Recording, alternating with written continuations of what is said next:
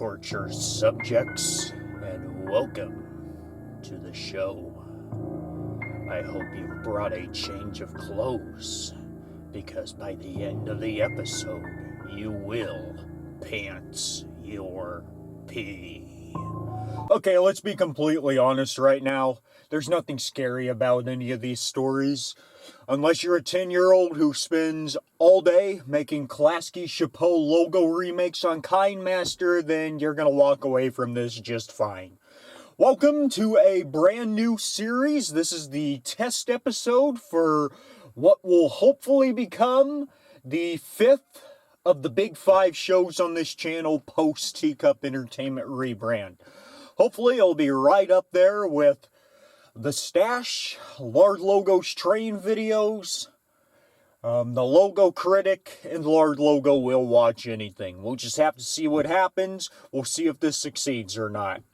So the basis of this show is pretty simple. I read lost episode creepypastas that will be sent in by you, the viewer. And I might have a few things to say about them. We'll see what happens when we get there. But we're going to try to cover at least 3 stories in each episode. Now, the plan for this episode was for myself to read all 3 of the ones I wrote years ago. Unfortunately, of the 3, only 2 are still available online to read. The other one, there's no trace of it anywhere, and I am too lazy, and there's not enough time to try to find a copy of it somewhere in my archives. So, we're going to have to make do with this. We're going to be reading 2 stories that I wrote, and then we'll finish it out with one of my favorites. So, without further ado, let's get into this. Before we begin, I must remind you that, I haven't said anything yet, actually, that, I'm not exactly the best at reading things out loud, because it has been a long time since I've done this. The last time I've really read anything out loud, you've got to go all the way back to high school, which, as of June of next year, will be a decade ago. So without further ado, let's get into it. RugratsLostEpisode.avi, the true story. Many of you are probably aware of the spooky version of Klasky Chapeau's 1998 logo, but most, if not all of you, don't know the backstory. As someone who knows the culprit behind the logo making its way onto the internet, and with their permission, I'm going to give you the full deets. When the Splat logo was created in late 1997, there were 2 versions of it. The first one was the regular version that everyone knows and loves, or hates depending on opinion. This one can still be seen at the end of any of the company's shows produced, there's our first screw-up, produced between 1998 and 2005 easily. The second version was the infamous horror version that has been subject to all the remakes and creepypastas. This one can't and won't be seen by the public ever for one big reason I'll explain. The original idea behind the horror version was to feature it at the end of Nickelodeon specials and reruns of Klasky Chapeau programming that was run on Nickelodeon during that same week. Despite being created at the same time as the original, Klasky Chapeau never sent in the horror version, named Klasky Chapeau Demon version on the Master Digital Betacam tape, for review until 1999. They wanted to test it out and decided to create an alternate version of the episode 2x2, where the logo, alongside a loud jump scare and rumble audio track, appeared after the end credits. Nickelodeon immediately shot the idea of the horror logo down. They were already getting several angry letters and even a few emails keep in mind that this was back when internet was still in its infancy, about how the regular version of the logo was scaring their children, some to the point of vowing to never watch Nickelodeon again. Klasky Csupo tried to negotiate by removing the jump scare, which in itself was a rather poor idea, but Nickelodeon had their mind set. This wasn't the end either. Nickelodeon outright banned the horror version with the threat of ending any and all working relationships with Klasky Csupo should the logo ever be seen by the public. They took the logo's master tape and anything else that had to do with it and stashed it deep in the back of the vault under heavy surveillance. In fact, there were rumors that it was in a safe that could severely shock anyone who even went as far as to touch it. Their hope was that it would be long forgotten and that the tapes and concept arts would deteriorate into nothingness. Nickelodeon originally wanted to completely erase all of the tapes it was on, but some of the staff at Klasky Csupo were upset about it and protested. The compromise was made that while the logo would never be seen by the public, and that Nickelodeon was still furious that it was even made, that they would also never destroy it for the sake of the few concerned graphic artists. The horror logo was pretty much forgotten about after this. Klasky Csupo continued to produce some of Nickelodeon's most well-known Nicktoons of the time, and would remain the top animation studio until the astonishing and unlikely boom in popularity of a sea sponge who lives in a pineapple under the sea. Speaking of SpongeBob, the horror logo would soon find company with the uncensored version of Sailor Mouth and the original version of Just One Bite, also joining it in the This Never Existed section of the vault. In 2011, when Teen Nick debuted their 90s Are All That throwback block, the rebroadcast of the cult movie Crybaby Lane sparked the memories of several Nickelodeon workers who were there during the whole fiasco.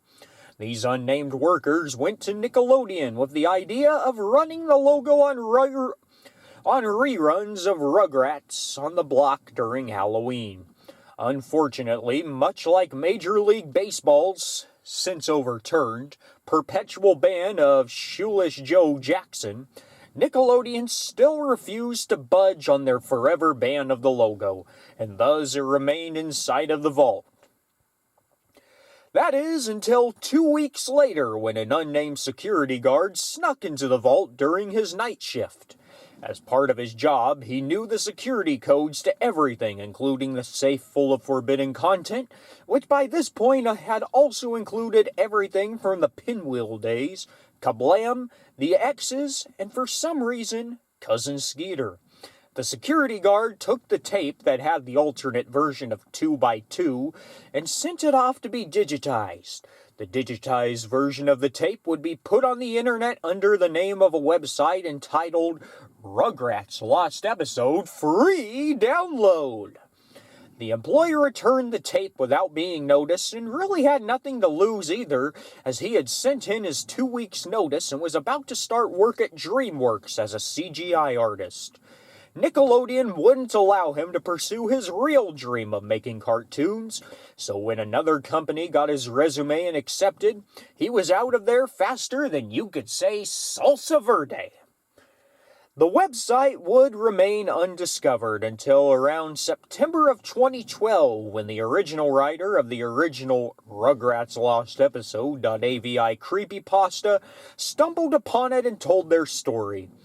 Nickelodeon soon got word from a tech-savvy, chronically online intern and completely purged the website from existence, along with any copies surfacing on the internet. All you're going to find these days are copies of the screenshot that was included on the original story and those fan remakes of what they believed it might have looked like. If you're wondering about the whereabouts of the tapes that contained the horror logo, they're long gone. Nickelodeon went as far as to have them dumped in the ocean.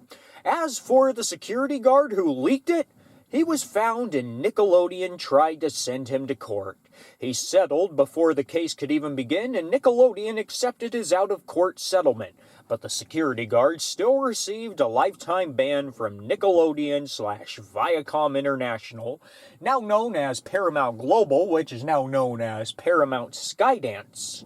This also led to him being fired from DreamWorks due to their working relationships with Paramount Pictures and its subsidiaries. Today, the individual lives in Japan doing freelance CGI and traditional animation work for anyone who's willing to hire him, while also managing a Lawson convenience store to keep himself afloat. I will not be giving out his name for privacy reasons. He heavily regrets leaking that stupid tape and considers it the dumbest thing he's ever done. To this day, nobody really knows why Nickelodeon displayed so much vitriol over the logo. Yes, it was true that they were receiving flack about the original logo scaring children, but the moral outrage over the horror logo still seemed excessive. Some people believe that the ban was overly ridiculous like I do, while some defend Nickelodeon's decision. The only thing I can compare it to is the special version of the MTM Enterprises logo that appeared after the series finale of Texas Wheelers. With the exception of that one mention in the news article from 1985, it's purged from everywhere as well. And the rest of this story is about how I found a copy of it on my hard drive and how the file was so corrupted that only the audio could play, and it links you to the link to that audio file I uploaded a while ago. So I wrote this story a few years ago. I'm seeing a few errors in it right now, but we all improve over time. I'm just going to leave it the way it is. You can edit it and do whatever you want with the grammar. It's on Spinposter right now if you want to do anything. Let's move on. So this was the other story I wrote that's available for viewing. VeggieTales, The Reckoning. The original story was written and posted to DeviantArt by a user named Cucumbastard. It has since been deleted. I did not make this. I just simply rewrote it to my writing style like I did RugratsLostEpisode.avi. And that's the one that's not available online, by the way. I have the original story copied and pasted to a notepad document somewhere in my archives. I'll add it underneath this one as soon as I find it, and I think I found it, but I never went in and did that. Alright, let's get into the story. VeggieTales. You know, that Christian kids show with singing and talking vegetables that's animated in 3D? Many people love it, but I absolutely abhor it because of my little sister, Connie. She is absolutely obsessed with the show. Seriously, it's her entire world. This story that I'm about to tell you dates back to September 2005. Hurricane Katrina had devastated the lower part of the country, YouTube made its debut, and VHS was slowly being retired in favor of DVD. As for myself, I had just graduated high school after a very successful 4-year run. I finished with a 3.4 overall GPA, 3 varsity letters in cross country, 2 varsity letters and 1 state title in swim and dive, and 3 varsity letters and state titles in football. Yes, I know it's called soccer here in the States, but I prefer to call it by its actual name, football. I also finished my successful tenure with my local 4-H where I won 6 grand championships, 7 reserve grand championships, 8 class championships, 9 fitting and showing championships, 10 blue ribbons and 2 red ribbons. 10 blue ribbons and 2 red ribbons for showing market goats. I was also a member of my high school's chess club for a year, but I didn't do so well in that category. Nonetheless, I did so well with my studies that I was accepted to go to God's Bible School in college in Cincinnati and studied there from 2006 to 2010. At the time of this story, however, I was taking my gap year.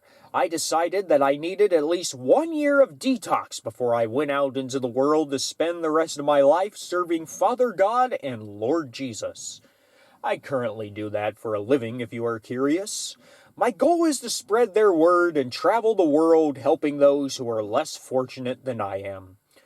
On this late summer afternoon, it was nice and sunny outside, an almost perfect Sabbath. My mistake, an absolutely perfect Sabbath. The only way I could describe it is by quoting what the late Alex Trebek said at the end of his autobiography. The answer is, the weather is beautiful. The sun is shining into a mild-looking sky, and there isn't a cloud in sight. It was about 1:30 in the afternoon, and we had just returned home from church. My father was the minister at our Baptist church and was staying behind to listen to sin confessions from the churchgoers, which actually does not happen in Protestant churches, by the way. Just need to put that up. My mother had taken my younger sister out for Mommy and Connie time, as they had called it.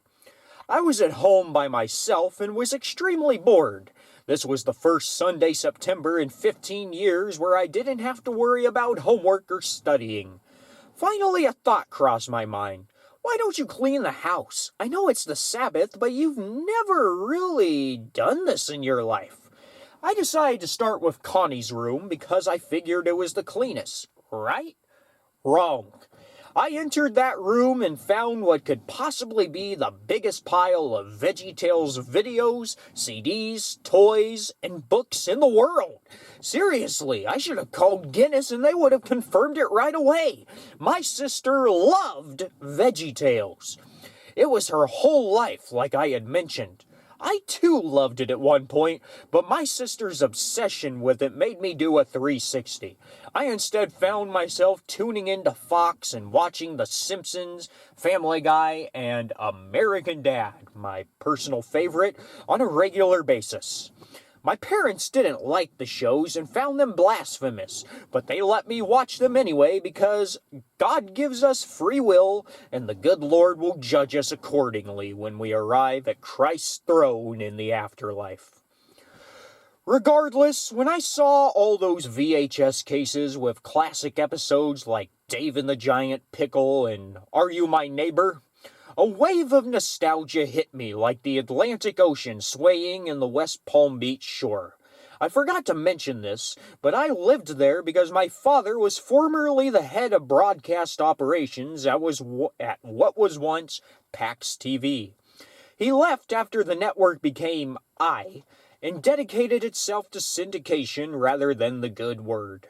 We were originally going to move to Tustin, California, where my father would accept a head position at the Trinity Broadcasting Network, but Johnny, my dad's name, fell in love with the community and our congregation. Anyways, I was cleaning my sister's room when I stumbled upon an odd videotape. This wasn't your usual green-tinted VeggieTales VHS tape. This was a big fat Betacam SP tape. I just assumed that Connie had gotten into Johnny's tape collection. Pax had given him some masters as a goodbye present, and it was an old rerun dupe of The Big Valley or Reel to Reel until I saw a piece of paper on the inside. VeggieTales, The Christmas Spectacular, tape 1 of 1, length 60 minutes. Betacam SP NTSC dub with DFTC. Big Idea Productions. 12/25/98. Underneath was a note written in a thick red-colored Sharpie. Warning, do not broadcast. This is not a VeggieTales episode. Destroy immediately after legal proceedings. I was incredibly intrigued at this. Why was this episode of VeggieTales banned from broadcast? What legal proceedings took place? Why was this still intact if the instructions clearly said to destroy it? Wasn't the VeggieTales Christmas Spectacular just the toy that saved Christmas after all? I was so confused, but I decided to ignore it and continue cleaning. Once Connie's room was sparkling, I took the tape and went back to my dad's room to put it back on the shelf next to a copy of Candid Camera. It was right then and there when I noticed a Sony deck set up right in his room. The screen was lit up with colored bars and everything. A stupid idea then came to my head. Let's watch this tape just to see what the big fuss was about. I put the tape into the player and sat down in my dad's super comfortable office chair. To this day, I wish I would have just destroyed that piece of shit rather than watch it. The screen remained black for what felt like forever. There was no timestamp, no production slate, no logos, and no static. Every one of these Lost Episode stories mentioned static, right? Well, not this one. At first, I wondered if the tape was wiped and that it was just blank. But then something flashed on the screen. It was Larry the Cucumber, the happiest and most upbeat character in VeggieTales against a black background. Except he wasn't giddy like normal, but rather he was violently crying and sobbing. I'm going to try to do impressions. Just know that I'm not good at this. In fact, the only thing I'm good at is not being good at anything at all. Why would they? The cucumber's old tears and sobs cut him off. Then the sad act went away. Well, it's up to me to show them. I raised my eyebrows like a famous rock in mere confusion. Yeah, I'll show them. I'll show all of them. One by one, they'll see. I'll show them all. Larry told himself like he was mentally deranged. Larry smiled bigger than humanly possible, and you could see thick red veins in his eyes, which clearly showed no remorse. Larry's voice also began to raise in pitch until he sounded like he had inhaled more helium than one should take in. Suddenly, the screen cut to black once more, and the scene ended. I was extremely creeped out at this point, so scared that I could actually feel chills on my body. What in the world was that? What did he mean by, I'll show them all? I pondered these thoughts to myself for a couple of minutes, but then it was interrupted by the sound of a sousaphone being played. I looked back at the screen, reminded myself that this was a banished episode, and saw that it was simply the idiosyncratic opening sequence that VeggieTales was best known for. At first, I was upset that I had to hear this song that played in Connie's room seemingly all times of the day. I was irritated because this was supposed to be the one time this week that I didn't have to hear or think about VeggieTales. But then I remembered that I chose to view this tape and that I needed to expect to hear it at least once. At this point, my tepidity went away, and I actually found myself surprisingly happy to hear it for once. I had never been so happy in my life to hear this stupid song. My hope at this point is that what I just saw was an animation test that accidentally got added to the final master. All I could do at this point was pray. The theme song ended and faded to black like normal. After a couple of seconds of black screen, the scene faded in to show Bob and Larry standing on the reverent kitchen countertop like normal. Then they went into their usual opening lines. "Hi, kids, and welcome to VeggieTales," Bob announced. "I'm Bob the Tomato." "And I'm Larry the Cucumber," Larry added as usual. It wasn't rhetorical by any means, but it was indeed the usual opening spiel. At this point, I assumed that this was a re-edited version of the episode, which replaced the studio setting with the kitchen countertop. But then things began to go south like geese in November. Bob the Tomato continued onwards, "And we're here to answer your—" "Hey, Bob!" Larry intervened. "Yes, Larry?" Bob looked up to his faithful co-host, a jovial smile on his face with as much warmth as Grandma's cookies. "Would you like to do something with me for a moment?" Larry asked Bob. "Larry, I'd love to, but what about the kids?" "They can watch too," Larry replied happily, hopping away from Bob. He was suddenly acting out of the ordinary. "All right then," Bob replied. He sauntered over to Larry. "So what do you want to show me?" "I learned about this really fun game we can play," he said. For some reason, he was holding a shiny and heavy-looking black metal bat behind his back with his invisible hands. What was Larry doing with the metal bat? I was disturbed at this point, but my curiosity kept my eyes glued to the screen. "What game, Larry?" Bob asked with an induced amount of fear. I can't tell you that yet, Bob, Larry said, revealing the black bat and sacking it on Bob's head, but it wasn't hard enough to do any harm. "Ow! What was that for?" That's the whole game. I whack your head repeatedly. "Gee, that sounds nice," I know. Larry giggled, then sacked Bob's head again with no attempt to quell his ways. "Ow!" Larry giggled again as a smile grew on his face. As I was watching this torture commence, I saw that Larry's smile grew to the size that it was in the first sequence, and that the red and purple veins in his eyes returned. Larry the heretic continued to swing at Bob like Kirk Gibson hitting dingers at Dodger Stadium. At this point, tomato juice began squirting out of Bob and landing on Larry. "Stop it, Larry! You're hurting me!" Bob cried in a morose manner. Larry ignored Bob's pleas and continued swinging like the foolhardy individual he had become. Suddenly, the entire cast ran out there and into frame. This included Archibald Asparagus, Junior Asparagus, Laura Carrot, Jimmy and Jerry Gourd, the French Peas, Madame Blueberry, Pa Grape, Mr. Nezzer, and Mr. Lunt. Curiously, Petunia Rhubarb, who wouldn't debut for another few years, was among the characters. The veggie friends watched on as Archibald pried Larry off and tried to restrain him as his bat fell to the ground. "Master Larry, calm down!" Larry kept screaming and laughing with that damned unrealistic smile as his red and purple eye veins looked like they were about to burst. Larry was still determined to break free from the British asparagus' non-visible grasp and continue pounding onto Bob until, presumably, he was dead. "Someone do something quick!" Archibald yelled in a conciliatory manner. Jimmy nodded and began to think about how he could intervene. Let me go! Let me go! Larry cried madly. Archibald's face grew worried as if he did not know what to do.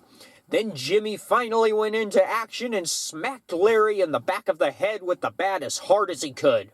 It was so hard that Larry was knocked out and he fell over onto the yellow-stained countertop. The cast looked down at Larry in silence. The look on their faces showed a very realistic shock that I had never seen before on a VeggieTales episode. Bob finally got up and looked down at Larry in cerebral silence. Bob? Junior asked in a very low and terrified voice. The heavily damaged tomato looked Junior's way. "Is Larry all right?" he pronounced in a scared but amiable tone. "Which we don't know. We don't know that yet, Junior," Bob replied while wincing and breathing heavily through his teeth, some of which had been either knocked out, chipped, or cracked by the attack. "We'll just have to wait and see." Bob disquietingly turned away from Junior and looked Larry's direction. Larry was slowly turning around to face the group that watched in front of him, still giggling like crazy. "Larry?" Bob asked in a frightened tone of voice, noticing that the malleable bat was back in Larry's grasp. Larry's cackles went on for another 5 seconds before it turned into a loud, malice-filled laugh as he began hopping back over to Bob. Larry had his black metal bat raised high above the air over his head, ready to continue his nefarious act on Bob. Bob's face grew frightened. "Bob!" Junior called. The screen cut to black. I could hear Larry's mad laughter, and I also heard shrieks and screams of absolute terror. Some of them were the characters, but you could also hear actual audio of panic and distressed crowds and other screams that had been pitch shifted. I felt severe anger and disgust at this moment. How was this allowed to leave the Big Idea Studios? Were Phil Vischer and Mike Naraki really sick in the head? The scene finally faded back in to show one of the most horrifying things I've ever seen in any kids, let alone Christian, programming. All of the characters were in the sink. They were all mangled and dead. The scene cut to Larry, who was leaned against QWERTY, whose screen had been destroyed in the melee. He and his bat were covered in the forlorn juices of what he once called his friends.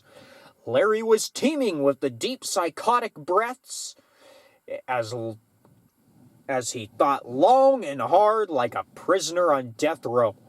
Larry then turned and looked towards something off screen, that accursed look on his face never dissipating. Now it's time for you to die! Larry screamed with as much energy as the Energizer Bunny. The camera panned over to show Petunia, who was quivering and hiding behind one of the jars. She could see the inherent danger that was occurring, and her teeth began chattering. The same chattering sound that would later be used in SpongeBob SquarePants could be heard. Larry began hopping Petunia's direction as she came out from behind the jars and started hopping backwards. Now what should I do with you? I can't kill you. You're too much of a pretty thing, he told Petunia in a perverted tone. Stay away from me, Petunia cried. Come on, I thought you would understand. Petunia's eyes widened and then shut tight. An anger stronger than Anakin Skywalker's on Mustafar incubated within. Out of anger, she slapped Larry across the face. Larry looked at her with the stereotypical, "What did you do that for?" expression. Why would you kill all of my friends? Larry the Cucumber, you fucking monster! Petunia screamed violently as tears ran down her face. You monster! She finally broke down into her sobs. Larry's psychotic look finally went away and his original cartoonish face reappeared. His eyes widened as he saw the corpses of his once co-workers and friends. Larry went over to Petunia and put his non-existent hand on her non-existent shoulder. Petunia looked right up into his eyes. Petunia, I'm sorry. Really, I really mean it. I don't know what got into me. Really. They can't forgive me since they are dead, so... He looked at her with innocent eyes and in a soft tone. I feel like I will remember this quote for as long as I live. Will you forgive me?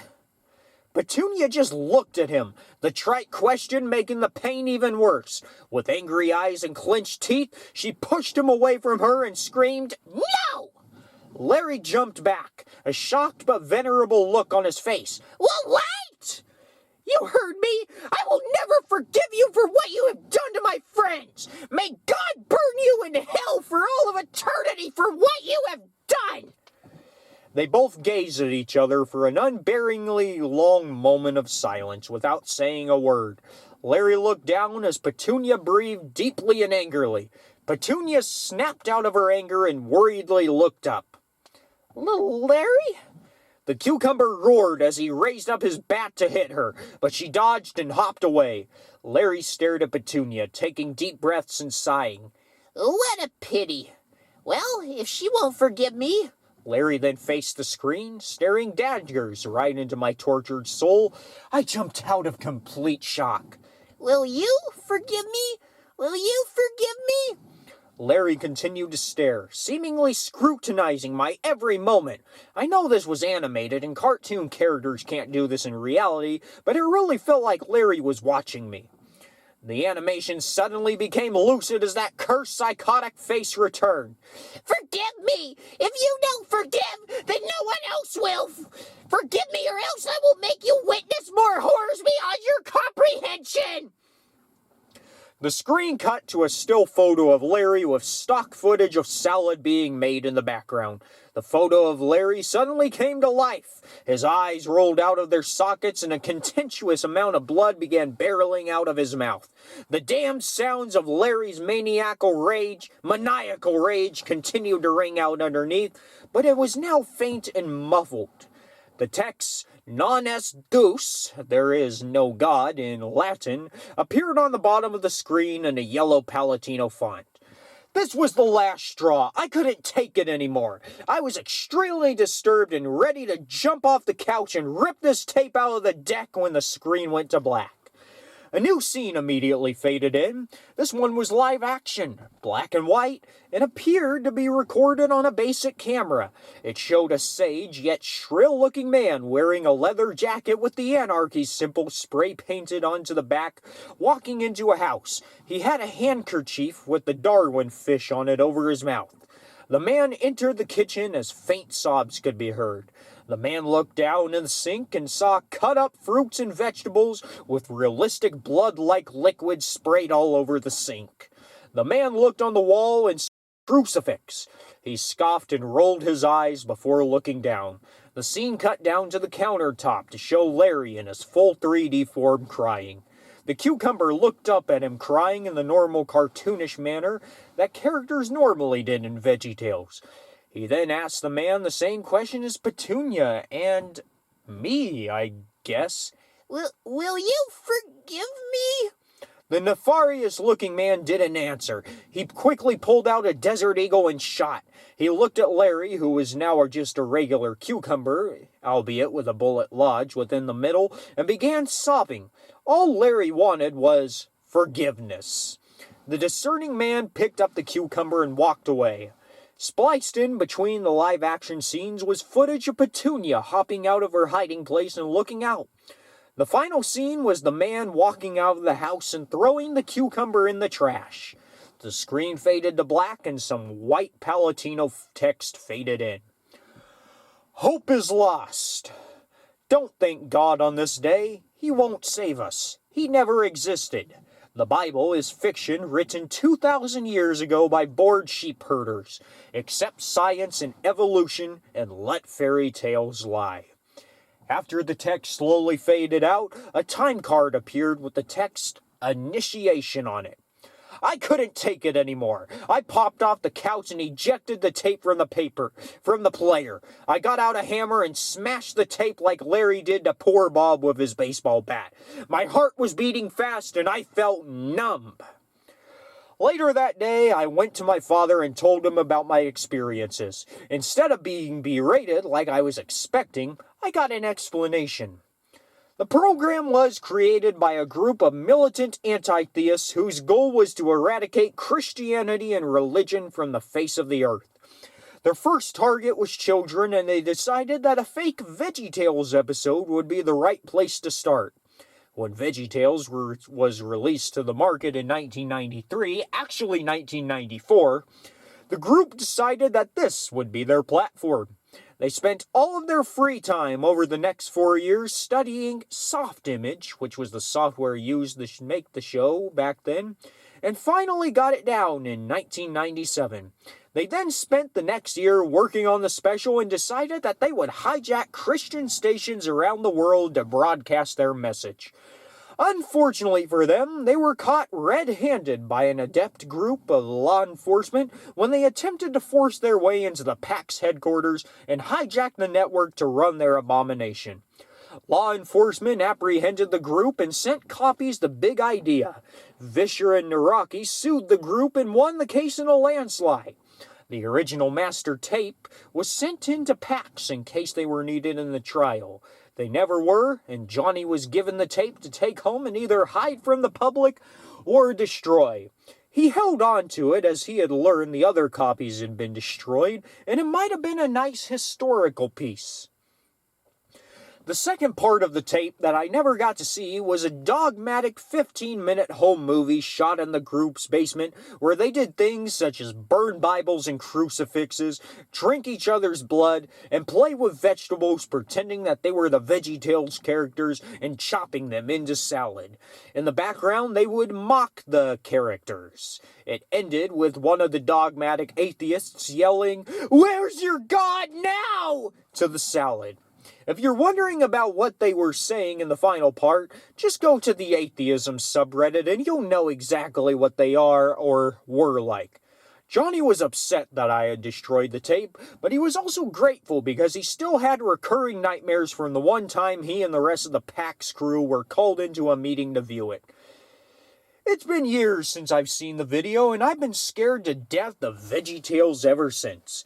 I still see Connie playing with the toys and watching the show as she normally would, but I don't say anything. Besides, she's too young to know about what almost aired on television across the country. Before I start telling the story, let me introduce myself. My name is Dexter, and I am currently playing football for the Coastal Carolina Chanticleers. Growing up, I was a huge fan of pro wrestling, and I was always begging my parents to let me stay up late to watch Monday Night Raw. Yes, I know wrestling is mostly fake, but I never really cared. I just wanted to see my favorite wrestler, Kane, chokeslam everyone from Stone Cold to Meat. Recently, with classes and football games, I've had trouble keeping up with both Raw and SmackDown. The other thing was that I only had a low to moderate amount of money, so I can only watch 2 or 3 pay-per-views per year.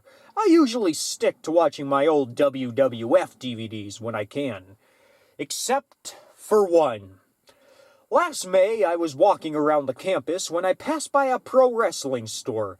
I had passed by the same lot a few days ago, and it was unoccupied and still had the for rent sign. Those must be some efficient workers, I thought to myself. Shrugging, I walked inside. As soon as I walked in, a blast of air conditioning welcomed me. Think hell of it, too. South Carolina isn't exactly the coolest place in the country. Scanning the shelves, I spotted action figures, signed merchandise, and DVDs. I hopped over to the DVD shelf and went through its contents. A couple of WrestleManias, a Jeff Hardy one, and a complete In Your House box set. If you're not a wrestling fan, In Your House was a pay-per-view series that was held in the months the WWF didn't have a major pay-per-view. Being from Memphis, I was able to go to the St. Valentine's Day Massacre event when I was 8. And it wasn't even nosebleed seats. I was 4 rows from the ring. I snatched the box set, an Eddie Guerrero figure, and a Monster Energy from the vending machine, and put my loot on the counter. I expected the In Your House collection to be worth a fortune, but nope, it was only $25. I didn't really think much of it, and I rode my skateboard back to my dorm. Weren't you walking up to the building first and now you're suddenly skateboarding? When I got home, I popped the CD into my PlayStation 3. The menu came up, which was just the In Your House logo and a collection of shots from the events. There were 4 options: Select Event, Random Event, Options, and Extras. I checked out the Options menu. It was nothing special, just languages, subtitles, display, and all that junk. I don't remember much from the Extras menu. I saw a promo for WrestleMania 2000, though. By the way, the DVD was apparently released in the summer of 1999. I decided to get this show on the road, and went to Select Event. It took me to a list of In Your House pay-per-views, all 28 of them. I scrolled through, and sure enough, everything from the first In Your House to Backlash was there. A part of my mind wanted me to go further for some reason, just to see if there were any more options. There were. Right on the screen was 29, Armageddon, In Your House, clear as day. The title itself didn't really strike me as odd. There were In Your House events that became yearly pay-per-views like Unforgiven. The first Armageddon was held in December of 1999, but still, 29? As far as my extensive knowledge went, there were only 28 In Your House shows. I decided to select it. I was brought to another screen. The description said that Armageddon took place on June 6, 1999 in Charleston, South Carolina. I selected the Match Select option. There were only 2 matches. The first was a 20-man over-the-top battle royal, and the second was Kane versus Mankind in an Inferno match. Saving the best for last, I chose the Battle Royal. Billy Gunn won, if you're one of the few who cares. After that, I selected Kane versus Mankind. Both of the wrestlers made their entrances, though I think Kane's music was a bit different. A lower pitch, maybe? When both were in the ring, the fire around the canvas was lit and the match was underway. As I remember, the match was pretty normal. Kane would get in a few hits, Mankind would get a few, and they'd both hit their finishers sometime during the match. I, myself, felt pretty successful. I had found a lost WWF event. Still, why would Mr. McMahon remove all traces of this from the promotion's history? Well, I was about to find out. Kane had been getting a ton of momentum, and he grabbed Mankind in a chokehold. Knowing full well what was coming next, I smiled like I was 10 years old all over again. The big red monster lifted Mankind up and tossed him into the flames. The bell rang, signaling that Kane had won the match. Then the screaming began. Horrible, agonizing, ear-raping screaming that can only be described as a banshee's wail in reverse. The camera panned over to Mankind, and what I saw was terrifying. Now, before I explain the scene, I'm rather immune to gore and disturbing imagery. I'm a dedicated X-File, and I've written a few creepypastas, but this was just above all of that. Mankind was on fire. Standard end to an Inferno match, right? That's how you win, after all. This was different. You could clearly see his skin melting off, showing muscle and even bone in some spots. His hair was singed. The lights in the arena turned off, but the flames still burnt bright. And this went on and on and on. Finally, Jim Ross ran over with a fire extinguisher and sprayed Mankind. His charred body laid there, not moving an inch. Paramedics arrived and took him out of the arena. The television cut to black and took me back to the main menu. Now, being a wrestling connoisseur, I had knowledge of what was legit and what was kayfabe. This was legit.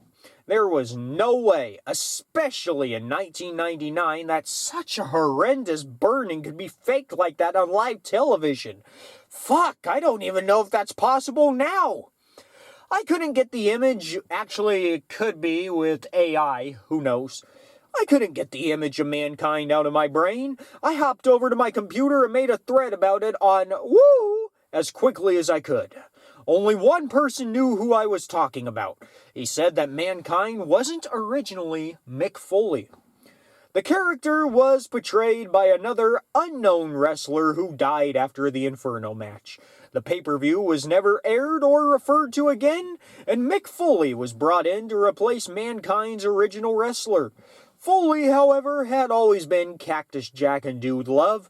Mankind was called the third face of Foley because of the other wrestler's striking resemblance to Mick. The next morning, I went over to the wrestling store to ask the manager about the DVD. Surprisingly, the place was open on Memorial Day. The manager said he found the DVD on the black market and thought it would be perfect for collectors. I haven't touched that disc since. And there you have it, ladies and gentlemen. I hope you guys were able to get through my terrible reading skills all right. That's pretty much going to be how the series is. I'll read stuff, and then you guys have the option to choose what I read. Send them in, and I'll read them. We'll try to do 3 Lost Episode stories per episode, depending on length. That's going to do it. I hope you guys like the Halloween special. Have a good night, everybody. And don't worry, there's no Klasky Chapeau logo or evil Larry the Cucumber waiting under your bed to strangle you. Or is there?